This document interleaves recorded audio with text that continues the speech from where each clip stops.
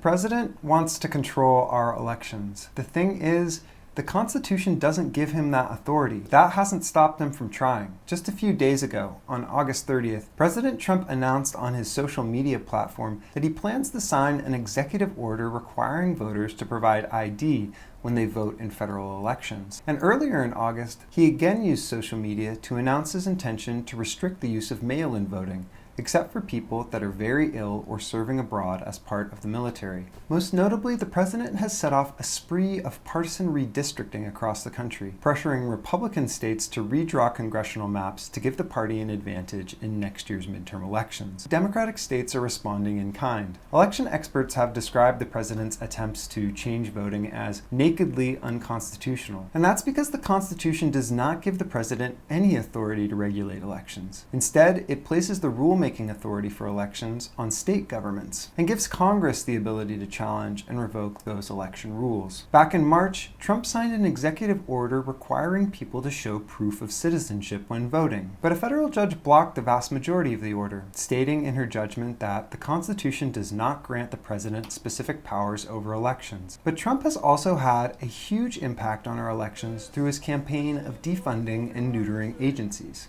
Take, for example, CISA, the Cybersecurity and Infrastructure Security Agency, which is the nation's leading authority on cybersecurity. It plays an important role in helping state governments protect the infrastructure of their elections. But since Trump returned to office, the agency has lost a third of its workforce, more than 1,000 people, including virtually all of its lead officers. In February, CISA froze all election security operations, pending an internal review. Part of Trump's political calculation has always been to devalue our country's elections. The election is being rigged. The only way we're going to lose this election is if the election is rigged.